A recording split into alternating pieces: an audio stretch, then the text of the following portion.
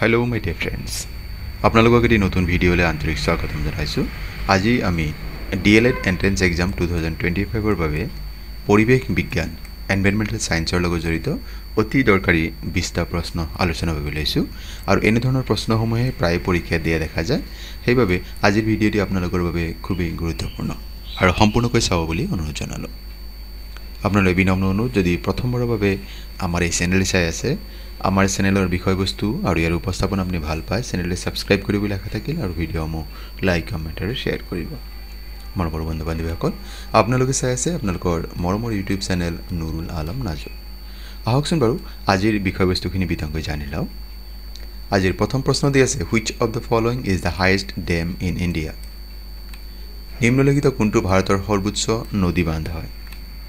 বিকল্প আমাক দি আছে ভাকৰা নাঙ্গল ড্যাম, তেহেৰি ড্যাম, সৰ্দাৰ সৰোবৰ ড্যাম আৰু নাগাৰ্জুন সাগৰ ড্যাম। ইয়াৰ শুদ্ধ বিকল্প হৈছে তেহেৰি ড্যাম বা তেহেৰি নদী বান্ধ। ই হৈছে ভাৰতৰ সৰ্বোচ্চ নদী বান্ধ। পৰৱৰ্তী প্ৰশ্ন Oceans have dash percentage of Earth's total water? পৃথিৱীৰ মুঠ পানীৰ কিমান শতাংশ সাগৰত থাকে? ইয়াত দিয়া বিকল্পসমূহৰ শুদ্ধ বিকল্প হৈছে 97%। পৃথিৱীত যিমানখিনি পানী উপলব্ধ হয় তাৰে 97% পানী সাগৰতে উপলব্ধ হয়, সাগৰতে আছে। পৰৱৰ্তী প্ৰশ্ন which of the following is not a man-made environment? নিম্নলিখিত কোনটো মানৱ নিৰ্মিত পৰিৱেশ নহয়, মানুহে সৃষ্টি কৰা নহয়? সুইমিং পুল এটো মানুহে সৃষ্টি কৰা, চিৰিয়াখানা মানুহে সৃষ্টি কৰা, গাৰ্ডেন মানুহে সৃষ্টি কৰা, যেটো লেক হয় হ্ৰদ এইটো কি হয় মানুহে সৃষ্টি কৰা নহয়। এই সাধাৰণতে প্ৰাকৃতিকভাৱে সৃষ্টি হয়। পৰৱৰ্তী প্ৰশ্ন human body creates which vitamin from the Sunlight?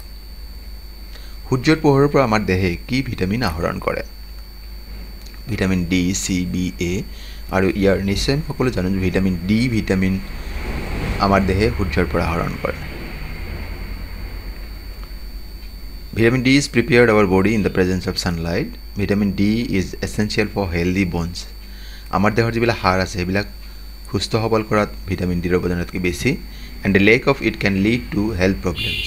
Vitamin ডিৰ অভাৱত বিভিন্ন শাৰীৰিক সমস্যা দেখা দিব, বিশেষকৈ কাৰ্ডিওভাস্কুলাৰ যিখিনি ডিজিজ আছে সেইখিনি ভিটামিন ডিৰ অভাৱৰ কাৰণে হয়। Question 5 Who among the following discovered oxygen? নিম্নলিখিত কোনজন বিজ্ঞানীয়ে অক্সিজেন আৱিষ্কাৰ কৰিছিল? Michael Faraday, Charles Darwin, Joseph Priestley, Alexander Fleming. ইয়াৰে জোসেফ প্ৰেছলি অপশ্যন সি যিটো দি আছে এইগৰাকী বিজ্ঞানীয়ে অক্সিজেন আৱিষ্কাৰ কৰিছিল।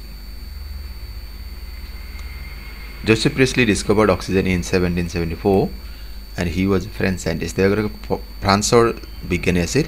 1774 চনত তেওঁ অক্সিজেন আৱিষ্কাৰ কৰিছিল। Which of the following is not a biotic component of ecosystem? নিম্নলিখিত কোনটো পৰিস্থিতি তন্ত্ৰৰ জৈৱিক উপাদান নহয়? সামুদ্ৰিক জীৱ, জীৱাশ্ম ইন্ধন, বনৰীয়া জীৱ জন্তু, গছ গছনি।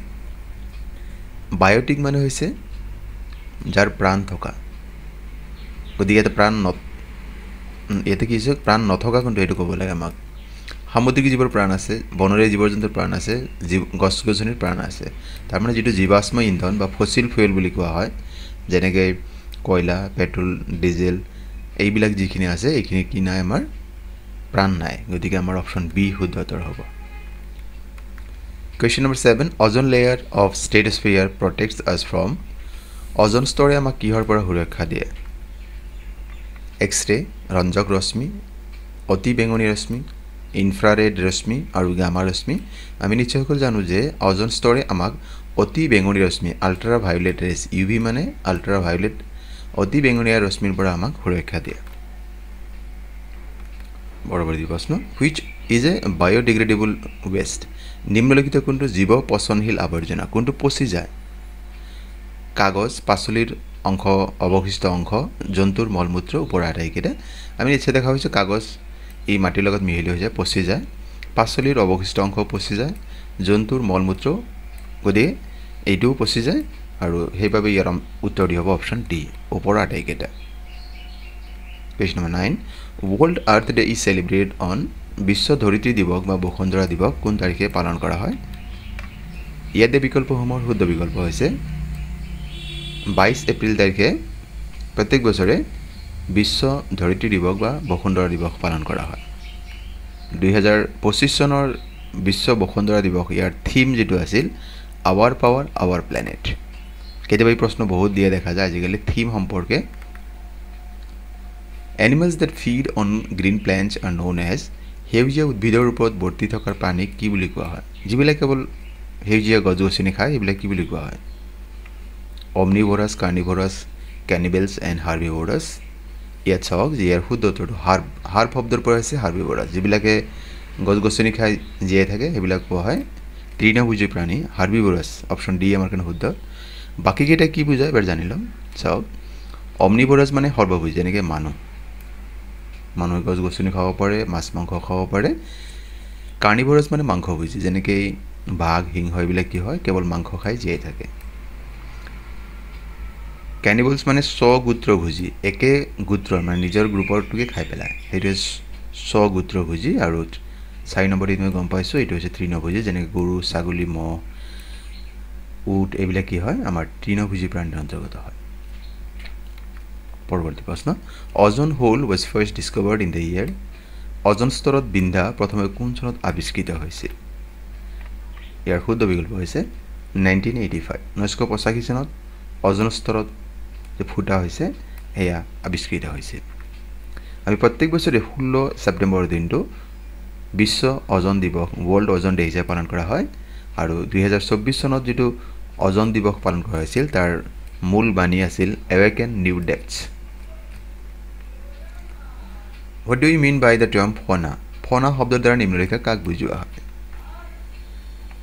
Animal kingdom plant kingdom both of the above and none of the above ইয়াত চাওক ইয়াৰ শুদ্ধ উত্তৰ হৈছে এনিমেল কিংডম ফনা শব্দৰ দ্বাৰা পৃথিৱীৰ যিমান প্ৰাণী আছে একেবাৰে ক্ষুদ্ৰৰ পৰা একেবাৰে বিশালতম প্ৰাণী যিখিনি আছে সকলোকে ফনা শব্দৰ দ্বাৰা বুজোৱা হয় আৰু যদি ইয়াৰ বিপৰীতে উদ্ভিদকুল বুজাব লাগে তেন্তে হয় ফ্লোৰা মানে fauna is the all animal life presents in the particular regions or time আৰু ফ্লোৰা হ'লে উদ্ভিদকুলক বুজায় প্লেণ্ট কিংডম বুজায় সকলো প্লেণ্টক বুজায় Question number 13 Which of the following is not a renewable source of energy নিম্নলিখিত কোনটো শক্তিৰ নৱীকৰণযোগ্য উৎস নহয় কোনটো নৱীকৰণ নহয় মানে এবাৰ ইউজ কৰাৰ পিছত ই আৰু পুনৰ ব্যৱহাৰ কৰিব নোৱাৰি solar energy air energy hydro power কয়লা ইয়াত চাওক সূৰ্যৰ শক্তি ব্যৱহাৰ হৈ আছে শেষ হৈ নাযায় এয়াৰ এনাৰ্জি আৰু হাইড্ৰ পাৱাৰ যেটো জল শক্তি এই তিনটা কি হয় ৰিনিউৱেবল সোৰ্স অফ এনাৰ্জি কয়লা কি হয় এবাৰ ব্যৱহাৰ পিছত ই শেষ হৈ যায় গতি আমাৰ অপচন ডি টু শুদ্ধ হ'ব কয়লা পেট্ৰল এইবিলাক কি হয় আমাৰ non renewable sources of energy Question 14 What is the full form of CNG CNG ৰ সম্পূৰ্ণ ৰূপ কি হয় ইয়াৰ শুদ্ধ উত্তৰ হ'ব compressed natural gas অপচন মানে যেটো বি দিয়া আছে আমাৰ হেতু শুদ্ধ উত্তৰ হয় পৰৱৰ্তী প্ৰশ্ন The lowermost layer of atmosphere is বায়ুমণ্ডল একেবাৰে তলৰ স্তৰটোৰ নাম কি ইয়াৰ শুদ্ধ উত্তৰটি হ'ব ট্ৰপোস্ফিয়াৰ বায়ুমণ্ডলৰ তলৰ স্তৰটোৰ নাম হৈছে ট্ৰপোস্ফিয়াৰ আমি এই বায়ুমণ্ডলৰ যিকেইটা স্তৰ আছে এইকেইটা মনত ৰাখা এটা সহজ কিটিপ আছে আপোনালোকে এবাৰ শ্বেয়াৰ কৰিছোঁ মানে চাই ল'বচোন তাৰ আগতে এই ট্ৰপোস্ফিয়াৰ সম্পৰ্কে আৰু কেইটামান কথা জানি লওঁ ভূপৃষ্ঠৰ গাতে লাগি থকা বায়ুমণ্ডলৰ আটাইতকৈ তলৰ স্তৰটোৰ নাম হৈছে ট্ৰপোস্ফিয়াৰ বা ট্ৰপোমণ্ডল বতৰৰ প্ৰায় সকলো ধৰণৰ ক্ৰিয়া কাৰ্য যেনে বৰষুণ ঘূৰ্ণীবতাহ ধুমুহা এই ট্ৰপোস্ফিয়াৰত সংঘটিত হয় এই স্তৰটোৰ ঊৰ্ধ্বসীমাক ট্ৰপোপজ বোলা হয় এতিয়া আমি জানি লওঁ যে বায়ুমণ্ডলৰ স্তৰ কেইটাৰ নাম এটি সহজ কিটিপ আছে আমি তাকে জানি লওঁ লেয়াৰ্স অফ এটমস্ফিয়াৰ আমি ছটা লেয়াৰ আমি পাম সেইকেইটাক মনত ৰাখাৰ এটা সহজ লাইন আপুনি যদি মনত ৰাখে এই লাইনটো ট্ৰিকটো হৈছে trust me in the exam কেইটামান চাওক শব্দৰ তলে তলে আণ্ডাৰলাইন কৰা আছে সেইকেইটা হৈছে লেয়াৰ 1 একেবাৰে বায়ুৰ তলৰ স্তৰটোৰ নাম হৈছে ট্ৰপোস্ফিয়াৰ TR ট্ৰপোস্ফিয়াৰ তাৰ ওপৰটো হৈছে ST মানে হৈছে ষ্ট্ৰেটোস্ফিয়াৰ এইটো ষ্ট্ৰেটোস্ফিয়াৰ হয় তাৰপিছত হৈছে ME মেছোস্ফিয়াৰ তাৰ ওপৰটো হৈছে IN আইনোস্ফিয়াৰ TH থাৰ্মোস্ফিয়াৰ আৰু একেবাৰে বায়ুমণ্ডলৰ শীৰ্ষতম স্তৰটোৰ নাম হৈছে এক্সোস্ফিয়াৰ EX কি মনত ৰাখিব লাগিব trust me in the exam আৰু আণ্ডাৰলাইনটো মনত ৰাখিলে আপোনাৰ এই লেয়াৰ কেইটা নাম আপোনাৰ অতি সহজে মনত থাকিব ইয়াত কোনো ধৰণৰ অসুবিধা নহয় গতিকে আপুনি প্ৰথমটো বেছিকৈ দিয়া দেখা যায় একেবাৰে তলৰ স্তৰটোৰ নাম ট্ৰপস্ফিয়াৰ, একেবাৰে ওপৰৰ স্তৰটোৰ নাম হৈছে এক্সোস্ফিয়াৰ। গতিকে আপুনি এই এনেকৈ ধৰণে যদি আপুনি মনত ৰাখে আপোনাৰ কাৰণে বৰ সহজ হ'ব, অতি কম সময়ত ভুল নোহোৱাকৈ মনত ৰখাৰ কাৰণে। পৰৱৰ্তী প্ৰশ্ন, এটমস্ফিয়াৰিক হিউমিডিটি ইজ মেজাৰ্ড বাই, বায়ুমণ্ডলৰ আৰ্দ্ৰতা জোখা যন্ত্ৰটোৰ নাম কি? এইটো বহুত দৰকাৰী প্ৰশ্ন হয়। হাইগ্ৰমিটাৰ, হাইড্ৰমিটাৰ, এন'মিটাৰ, বেৰমিটাৰ। ইয়াৰ শুদ্ধ হৈছে হাইগ্ৰমিটাৰ। অপশ্যন এ আমাক যিটো দি আছে সেয়া শুদ্ধ উত্তৰ হয়। বায়ুমণ্ডলৰ আৰ্দ্ৰতা জোখা যন্ত্ৰৰ নাম হাইগ্ৰমিটাৰ।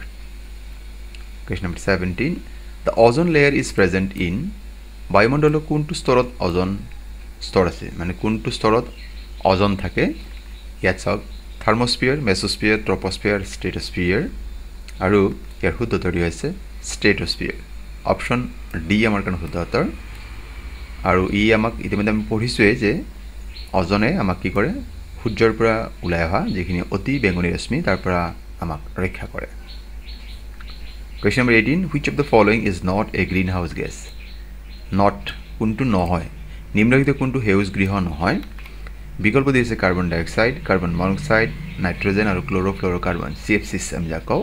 ইয়াৰ শুদ্ধ উত্তৰ হৈছে নাইট্ৰজেন। নাইট্ৰজেন কি নহয়? এটা গ্ৰীণ হাউচ গেছ বা সেউজ গৃহ গেছ নহয়। Question number 19, what was the theme of world environment day 2025? 2025 চনৰ বিশ্ব পৰিৱেশ দিৱসৰ মূল বাণী কি আছিল? আমি নিশ্চয় সকলো জানো যে প্ৰতি বছৰে 5 জুন তাৰিখে বিশ্ব পৰিৱেশ দিৱস পালন কৰা হয়। আৰু ইয়াৰ বাণী কি আছিল 2025 যিটো আছিল? ইয়াৰ শুদ্ধ উত্তৰটি হ'ব beat plastic pollution. Option A আমাক যিটো দি আছে সেয়া শুদ্ধ উত্তৰ হয়। কুৱেশ্যন নম্বৰ 20 আৰু আজিৰ ভিডিঅ'ৰ অন্তিম প্ৰশ্ন, how many national parks are there in Assam at present time? অসমত বৰ্তমান কিমানটা ৰাষ্ট্ৰীয় উদ্যান আছে? 6, 7, 8, 9। আৰু ইয়াৰ শুদ্ধ উত্তৰটি হৈছে বৰ্তমান অসমত 8টা ৰাষ্ট্ৰীয় উদ্যান আছে। এই নামকেইটা কি কি আছে বাৰু জানি লওঁ। আমি নিশ্চয় জানো যে অসমৰ প্ৰথমটো ৰাষ্ট্ৰীয় উদ্যানৰ নাম হৈছে কাজিৰঙা ৰাষ্ট্ৰীয় উদ্যান। আৰু ইয়াৰে কাজিৰঙা ৰাষ্ট্ৰীয় উদ্যান আৰু মানাস নেশ্যনেল পাৰ্ক এই দুটা 1985 চনত বিশ্ব ঐতিহ্য ক্ষেত্ৰ হিচাপে ইতিমধ্যে ঘোষিত হৈছে। গতিকে প্ৰথম দুটা জানিলোঁ। 3 number Dibru-Saikhowa national park, Orang national park, Nameri national park, Dihing Patkai national park, Raimona national park. আৰু একেবাৰে শেষত 2025 যিটো ঘোষিত হৈছে সেয়া হৈছে চিখনা জৌলাও নেশ্যনেল পাৰ্ক। গতিকে এই 8টা ৰাষ্ট্ৰীয় উদ্যান অসমত বৰ্তমান আছে। মৰমৰ বন্ধু বান্ধৱীসকল, আজিৰ বিষয়বস্তু ইমানেই। আপোনালোকে কেনে পালে আজিৰ বিষয়বস্তু আৰু ইয়াৰ উপস্থাপন কমেণ্ট কৰি জনাবচোন। আৰু পৰৱৰ্তী ভিডিঅ'টো কোনটো বিষয়ৰ হোৱাটো বিচাৰিছে আপোনালোকে কমেণ্ট কৰি জনালে আনন্দিত হ'ম। আৰু তেনেকুৱা ভিডিঅ' মই আপলোড কৰিবৰ কাৰণে চেষ্টা কৰিম। আজিৰ ভিডিঅ'টি আপোনালোক সম্পূৰ্ণকৈ চোৱাৰ বাবে আপোনালোকক জনাইছোঁ অশেষ অশেষ ধন্যবাদ।